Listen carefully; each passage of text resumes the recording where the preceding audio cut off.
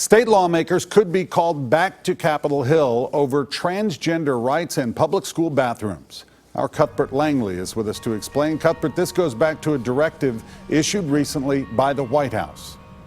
And Roy, that was focused on transgender students using restrooms in public schools. Specifically, the Obama administration is now requiring that public schools allow students to use bathrooms they identify with. And that has state lawmakers in a race to call a special session.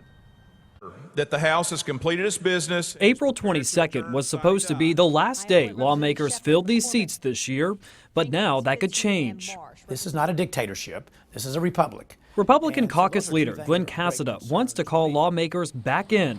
This comes as the federal government threatened to pull federal funds if transgender students can't use bathrooms they identify with. Only the people's representatives can make that kind of law, and that's not this case. Cassada wants lawmakers to do two things: pass a bill saying the state will defend any school sued, and secondly, to urge the Attorney General to sue the federal government.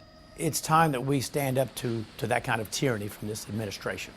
State law requires 2/3 of both the House and Senate to agree to come back, or Governor Bill Haslam can call one.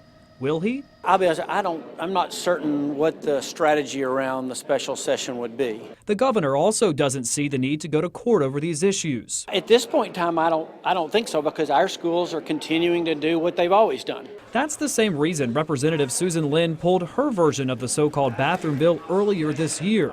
Cassada admits bringing lawmakers back to discuss the issue again is a tough thing to do, but he says now is the time for the governor to get involved. That we need the governor to step up on this. He is our leader. He's my leader. He's my governor.